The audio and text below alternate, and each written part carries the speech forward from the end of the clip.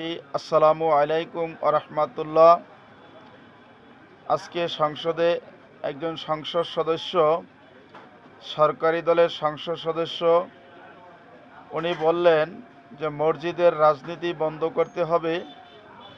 92% মুসলমানের দেশে কোরআনের কথা মসজিদে বলবে, এটাই স্বাভাবিক। আর যেহেতু কোরআনী রাজনীতির কথা আছে, এজন্যই হয়তো খতিব সাহেবেরা এই রাজনীতির কথা মসজিদে বলে।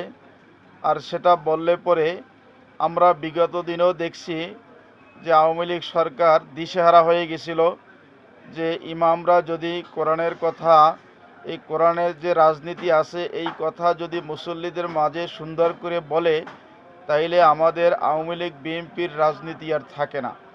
তো যাই হোক, আমি বলবো, আল্লাহ বলতেছে ইন্নাল্লাহ আলা কুল্লি শাইইন কদির, সমস্ত ক্ষমতার মালিক আল্লাহ।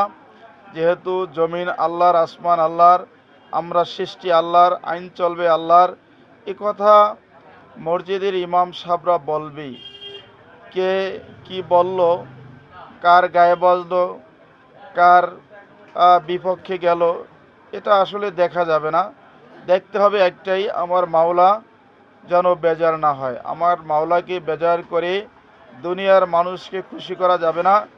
আর এটা যদি এভাবে হয় তাইলে আমরা আসলে মুসলমান ওয়ারিস সূত্রে ওয়ালা তামুতুন্না ইল্লা ওয়া আনতুম মুসলিমুন, আল্লাহ বলতেছে মুসলমান না হইয়া কবরে আসিও না। আর আমরা মুসলমান হইল, আমার দাদার মুসলমান ছিল, আমার তালই মুসলমান ছিল, বাবাই মুসলমান ছিল, ওয়ারিস সূত্রে মুসলমান। তা আসলে মুসলমানের যেই কাজ, মুসলমানের যেই কাজ, সেটা আসলে আমাদের ভিতরে নাই বললেই চলে। তো এটা হয়তো প্রতি শুক্রবার খতিব সাহেবরা একটু আলোচনা করেন। এই আলোচনার মাধ্যমেই হয়তো আমরা যারা মুসলমান, আমরা বুঝতে পারি যে আমাদের কোরআনের আইন সংসদে প্রতিষ্ঠা করার জন্য কোরআনের আইন প্রতিষ্ঠা করা দরকার। আসলে আমি বলবো, যারা এই এখনও কোরআনের আইনের বিপক্ষে আছেন, যারা এখনও কোরআন বিরোধিতা করে, তারা এই বাংলাদেশে 92% মুসলমানের দেশে তাদেরকে বয়কট করা উচিত। যদি আমরা বয়কট না করি, আমরা যদি আল্লাহ তাআলার বিপক্ষে চলে যাই, যারা আল্লাহ তাআলার বিপক্ষে কথা বলে, আমরা যদি তাদের পক্ষে থাকি, মৃত্যুর পরই প্রথম ঘাঁটি কবর, সে কবরে যাইয়া আমার মাওলার কাছে জবাবদিহিতা করা লাগবে।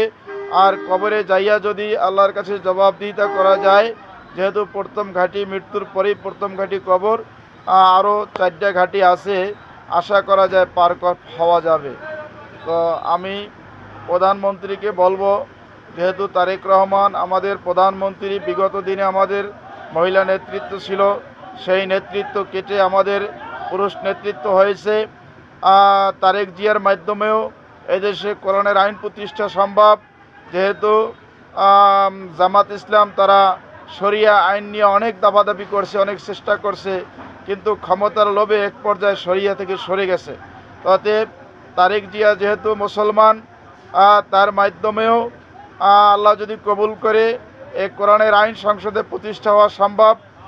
আমাদের দেশবাসী সকলের কাছে, আমরা যেহেতু মুসলমান, কোরআন যেহেতু আল্লাহর বিধান, এই বিধান যেহেতু আমাদের সকলের মানা লাগবে, সেক্ষেত্রে সকলের কাছে আমরা কোরআনের আইন প্রতিষ্ঠার জন্য ঐক্যবদ্ধভাবে দলমত নির্বিশেষে আল্লাহ তাআলাকে রাজি করার জন্য, আল্লাহর রাজ কায়েমের জন্য আমরা চেষ্টা করব।